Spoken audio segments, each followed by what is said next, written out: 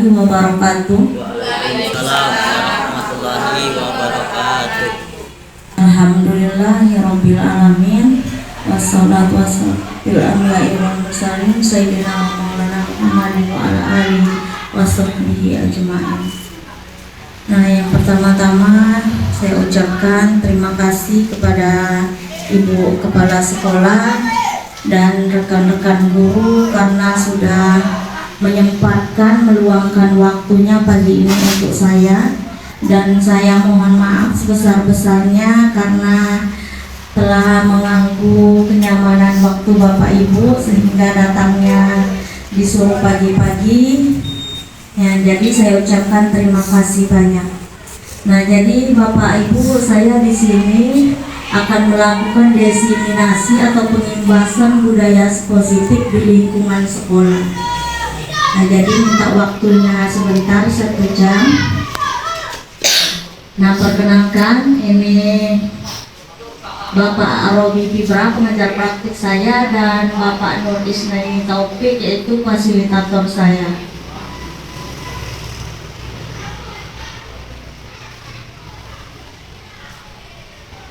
Nah, jadi tujuan budaya positif ini yaitu mengimplementasikan pemahaman terkait budaya positif yang dapat membantu murid belajar dengan aman dan nyaman sesuai filosofi Ki Hajar Dewantara. Tidak hanya itu, juga akan mendapat kesempatan untuk membagikan pemahaman dan pengalaman kepada guru-guru di sekitar saya.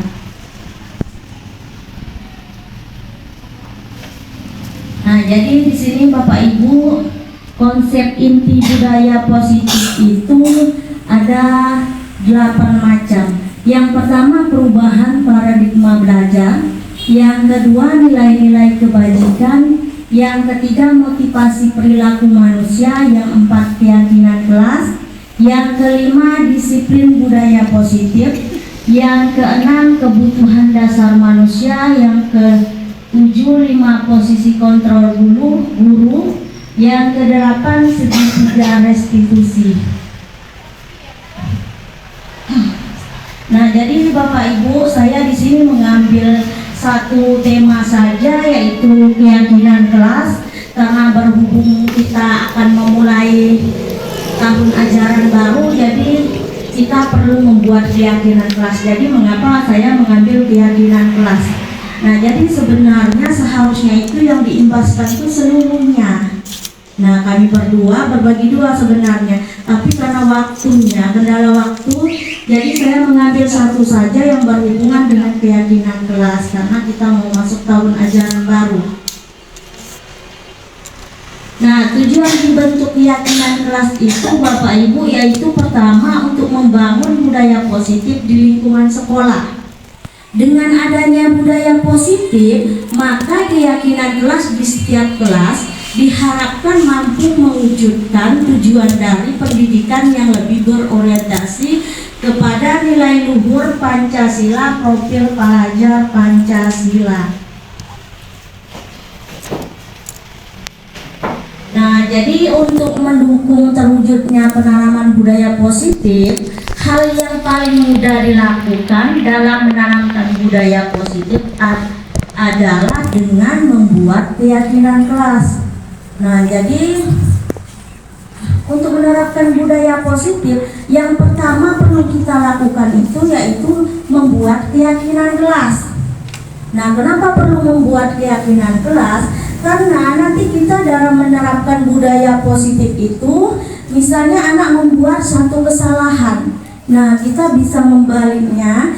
Nah, kesalahan apa yang kamu bikin, melanggar peraturan kelas tidak?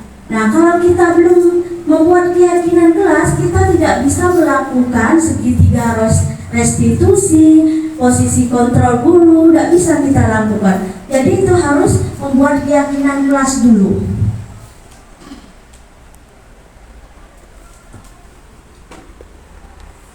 Nah, di sini mengapa keyakinan kelas? Kenapa tidak peraturan kelas? Nah, kenapa harus keyakinan kelas? Kenapa bukan peraturan kelas? Nah, misalnya mengapa kita kita di sini ada pertanyaan, mengapa kita memiliki peraturan tentang protokol kesehatan, yaitu menggunakan masker dan mencuci tangan setiap saat? Nah, jawabannya pasti untuk menjaga kesehatan dan keselamatan. Nah, jadi inilah yang disebut suatu keyakinan, yaitu nilai-nilai kebajikan. Jadi nilai kebajikan dari kita mematuhi peraturan seperti mencuci tangan, terus memakai masker tadi, itu ada keyakinan di dalam diri kita bahwa oh ini bukan untuk orang lain, ini untuk kita dan dalam diri kita, untuk keselamatan kita, untuk kesehatan kita. Jadi ada keyakinan dari dalam diri kita, intrinsik.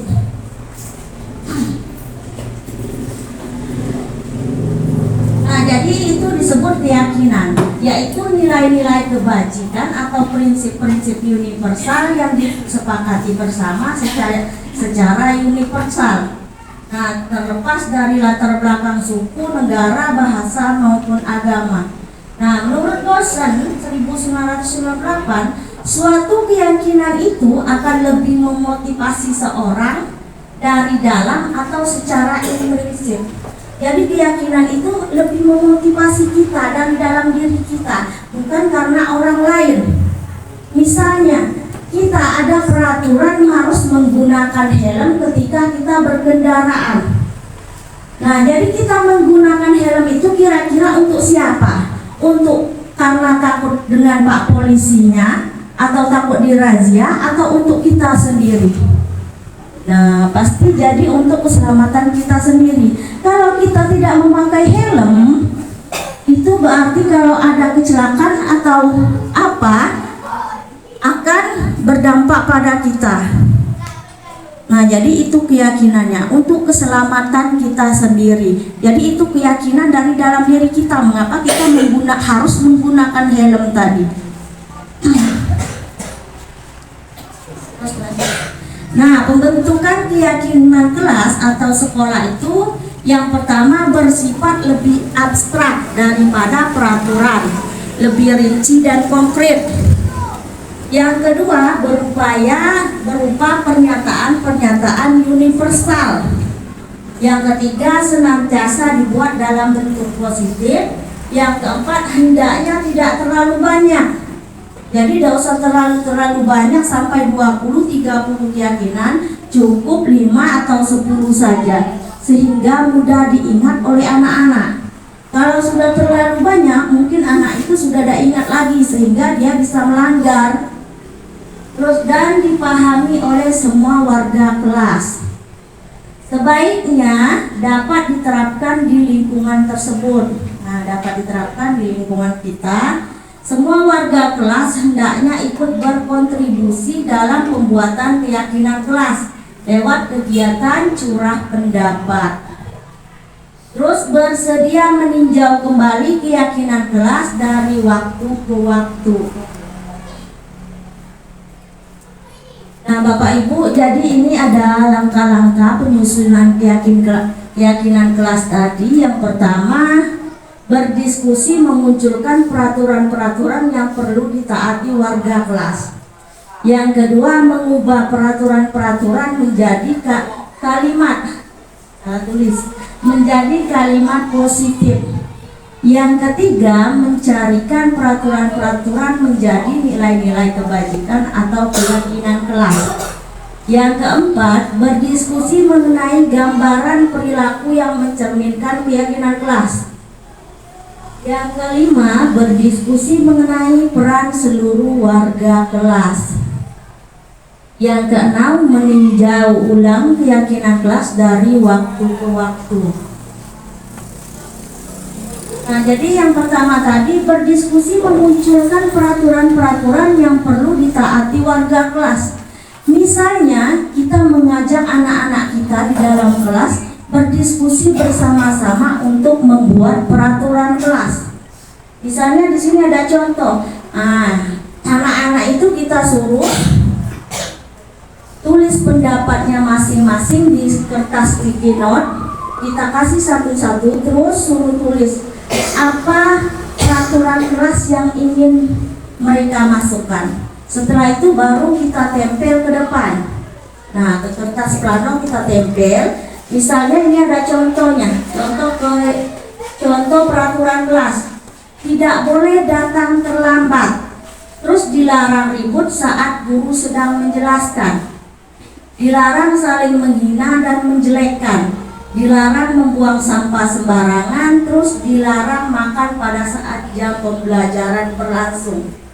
Nah, jadi setelah ada peraturan kelas tadi, yang kedua kita mengubah peraturan-peraturan menjadi kalimat positif. Tadi peraturannya tadi berupa kalimat negatif. Tidak boleh, dilarang, itu kan kalimat negatif.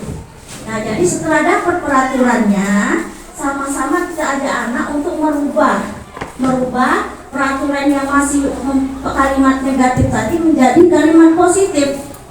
Misalnya, yang tadi tidak boleh datang terlambat. Terus kalimat positifnya hadir tepat waktu setiap hari. Nah, itu berubah kalimat positif. Yang kedua, dilarang ribut saat guru sedang menjelaskan, masih berupa kalimat negatif. Kalimat positifnya diam saat guru sedang mengajar. Nah, sudah berupa kalimat positif.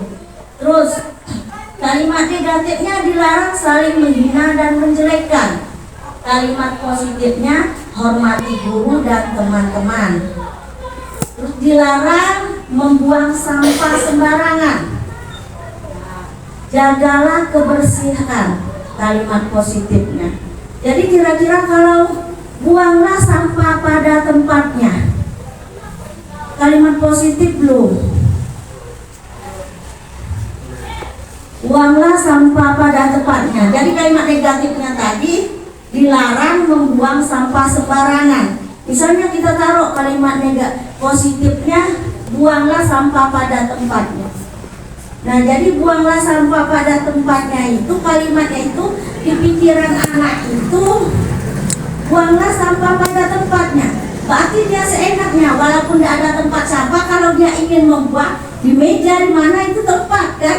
Jadi bisa kita rubah menjadi jagalah kebersihan. Dilarang makan pada saat jam pembelajaran berlangsung. Kalimat positifnya makanlah pada saat jam istirahat. Nah, yang ketiga, mencarikan peraturan-peraturan menjadi nilai-nilai kebajikan atau keyakinan kelas. Nah, tadi setelah kita bikin kalimat positif, selanjutnya kita carikan nilai-nilai kebajikan dari kalimat positif tadi. Misalnya kalimat positifnya itu hadir tepat waktu setiap hari. Berarti dia mempunyai nilai disiplin. Terus hormati guru dan teman-teman. Dia mempunyai nilai kebajikan yaitu menghormati, saling menghormati. Terus yang ketiga, jagalah kebersihan. Nah, nilai kebajikan dari menjaga kebersihan yaitu untuk kebersihan dan kesehatan kita semua. Selanjutnya, makanlah pada saat jam istirahat. Nilai kebajikannya itu yaitu disiplin. Nah, jadi harus ada nilai kebajikannya supaya anak itu bisa termotivasi dari dalam dirinya sendiri.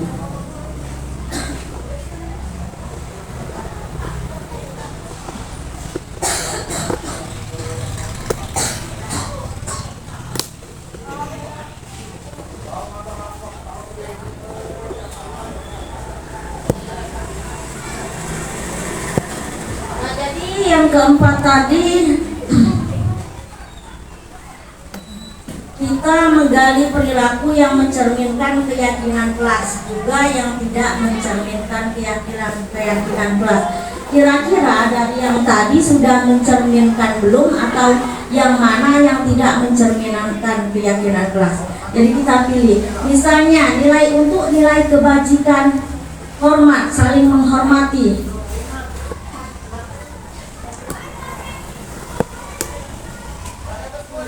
Misalnya seperti dan tidak tampak seperti. Misalnya untuk tampak sepertinya, datang tepat waktu. Terus tidak tampak sepertinya, sering hadir terlambat. Nah, itu bisa kita jelaskan ke anak setelah kita bikin keyakinan ke kelas tadi. Kita jelaskan ke anak, oh ini nilainya. Yang pertama yang tampak seperti, yang kedua menyapa teman dan guru setiap hari. Tidak tampak sepertinya itu tak acuh kepada teman dan guru, acuh tak acuh. Terus mengambil barang teman yang telah dipinjam dan mengucapkan terima kasih, itu termasuk tampak seperti.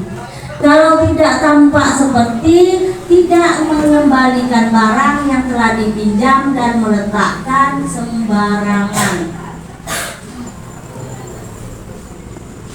Terus untuk nilai bekerja, nah yang tampak sepertinya itu tekun bekerja dan menyimak guru. Tidak tampak sepertinya itu tidak mendengarkan guru dan acuh tak acuh. Terus menyerahkan tugas tepat waktu. Tidak tampak sepertinya itu tugas tidak diberikan. Memberikan hasil terbaik. Tidak tampaknya seperti itu asal-asalan meneriakkan, mengerjakan tugas. Nah, itu tampak seperti dan tidak tampak seperti juga perlu kita jelaskan kepada anak-anak nanti. Terus yang selanjutnya yang kelima. Jadi yang kelima ini berdiskusi mengenai peran seluruh warga kelas. Nah, jadi setelah kita membuat keyakinan kelas tadi, kita diskusikan bersama anak-anak peran seluruh warga kelas. Misalnya gurunya tugasnya apa, muridnya tugasnya apa. Nah, gurunya tugasnya mengajar, berarti muridnya harus belajar. Terus gurunya tugasnya mendidik, berarti anaknya mencoba. Gurunya menjawab pertanyaan, terus anaknya menghasilkan yang terbaik dari dirinya sendiri. Terus gurunya memberi nilai untuk anaknya bertanya jika tidak paham. Gurunya mengatur kelas, siswanya mengikuti peraturan. Terus menegakkan peraturan kelas atau sekolah, gurunya, muridnya menjalankan keyakinan kelas. Terus menjalankan keyakinan kelas, gurunya, siswanya mendengarkan. Gurunya peduli terhadap semua murid, tugas muridnya memeriksa tugas kembali.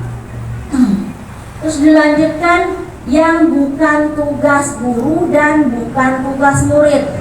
Nah, ini anak-anak misalnya, yang bukan tugas guru menyakiti atau disakiti. Tugas muridnya, yang bukan tugas muridnya menyakiti atau disakiti juga.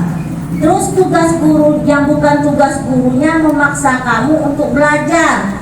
Yang bukan tugas muridnya mengeluh, berarti anak-anaknya tidak boleh mengeluh. Terus merapikan barang-barang murid, termasuk tugas guru, yang bukan tugas guru. Terus bukan tugas muridnya melakukan tugas guru.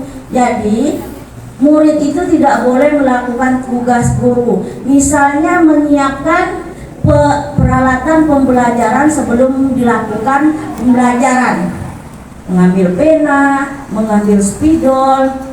Nah, itu bukan tugas murid. Jadi kita sebagai guru harus menyiapkan dulu peralatan-peralatan yang kita perlukan untuk pembelajaran.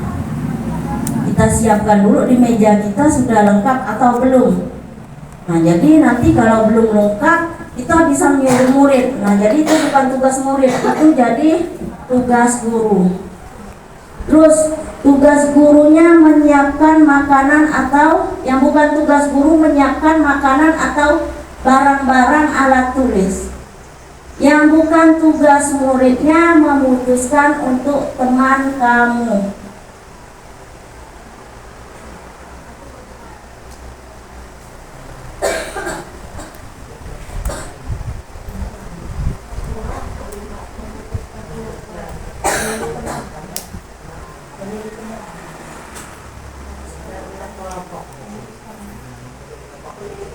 Ya, apa Bu Yana? Iya, memutuskan memilih kelompok sendiri. Nah itu berarti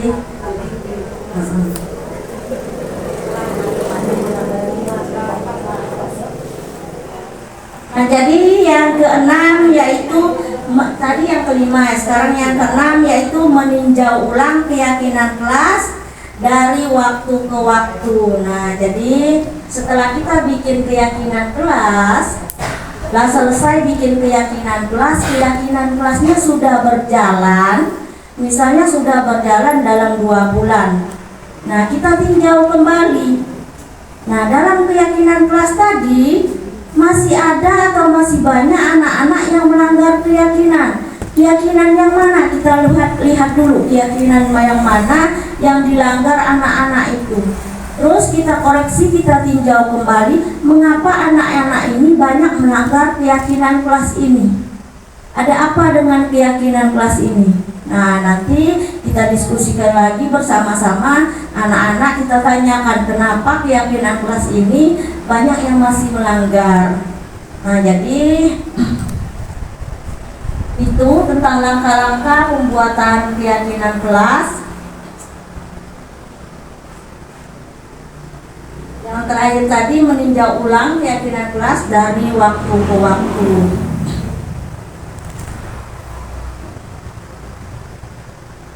Nah untuk Bapak Ibu, apa ada yang mau ingin ditanyakan tentang keyakinan kelas yang sudah saya paparkan? Assalamualaikum warahmatullahi wabarakatuh. Ini mungkin bukan masukan apa ya, karena mungkin deadline-nya terlalu mepet. Jadi sudah benar sih antara tugas gurunya dengan tugas muridnya, hanya mungkin nggak sinkron. Seperti yang poin 3 di tugas guru itu kan menjawab pertanyaan. Kalau gurunya menjawab pertanyaan, otomatis muridnya adalah bukan menghasilkan yang terbaik barangkali, tapi bertanya jika tidak paham. Terus kalau memberi nilai itu mungkin pasangannya adalah menghasilkan yang terbaik dari diri, itu terbalik barangkali ya. Udah benar sih di dalam hanya terbalik masalah itu ya. Itu barangkali masukannya, mudah-mudahan nanti bisa diperbaiki lagi. Jadi kalau misalnya dokumennya dibagikan jadi tidak salah paham nanti. Terima kasih. Assalamualaikum warahmatullahi wabarakatuh.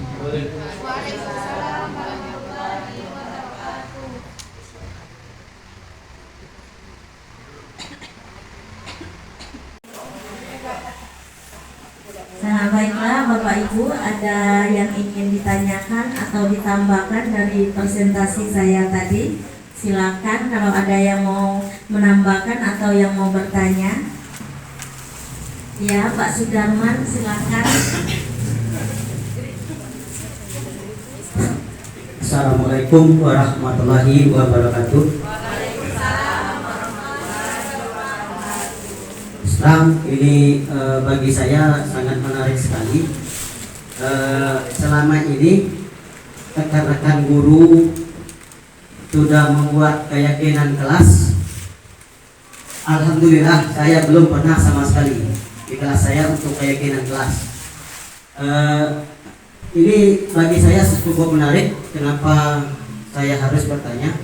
Tadi di poin ke-6 kalau tidak salah ada pratinjau keyakinan. Nah, bukan coba slide yang sana. Pratinjau keyakinan kelas. Di poin ke-6 kalau tidak salah ini. Bukan. Di selanjutnya. Terus. Nah ini meninjau ulang keyakinan kelas dari waktu ke waktu. Nah yang ingin saya tanyakan, seandainya di dalam keyakinan kelas itu semua siswa sudah melaksanakannya dengan baik. Apakah boleh kita ganti dengan keyakinan kelas yang lain lagi? Itu yang ingin saya tanyakan. Terima kasih. Nah, baiklah, terima kasih atas pertanyaannya untuk Pak Sudarman. Nah, jadi pertanyaannya tadi, misalnya kita sudah membuat keyakinan kelas, terus kita meninjau kembali keyakinan kelas yang sudah kita buat bersama anak-anak tadi atau sudah kita sepakati. Nah, setelah kita tinjau, ternyata keyakinan kelas kita tadi sudah berhasil dan semua anak-anaknya sudah menaati peraturan kelas yang kita buat bersama-sama. Apakah boleh kita ganti dengan keyakinan kelas yang baru? Nah, jadi di sini keyakinan yang sudah kita buat bersama anak-anak tadi dan sudah berhasil kita lakukan itu tidak boleh kita hilangkan. Nah, tapi karena sudah kita lakukan, sudah berhasil, jadi kita tinggal menambahkan lagi keyakinan kelas apa yang mau kita tambahkan. Nah, jadi untuk memperkuatnya seperti itu. Nah, seandainya yang keyakinan kelas kita tadi kita hilangkan karena sudah berhasil, nanti anak-anak itu akan berpikir, oh keyakinan kelas tadi tidak perlu lagi kita ikuti. Nah, tidak perlu lagi kita taati. Kita harus menaati yang baru kalau kita buang. Nah, jadi sebaiknya jangan dibuang, tetapi kita tambahkan keyakinan kelas yang baru. Nah, itu makanya tadi kita yang pertama, kalau membuat keyakinan kelas itu tidak boleh banyak-banyak, cukup 2 atau 3 saja, biar anak itu mudah menaatinya. Kalau sudah berhasil, bisa kita tambahkan. Nanti semakin hari semakin bulan keyakinan kelas kita itu akan banyak sampai 1 tahun anak itu di kelas kita. Nah, jadi menurut saya itu jawaban dari saya untuk pertanyaan dari Pak Sudarman. Apabila ibu-ibu yang lain atau bapak yang lain ada yang ingin menambahkan, saya persilakan. Nah, kalau tidak ada, saya tutup dulu.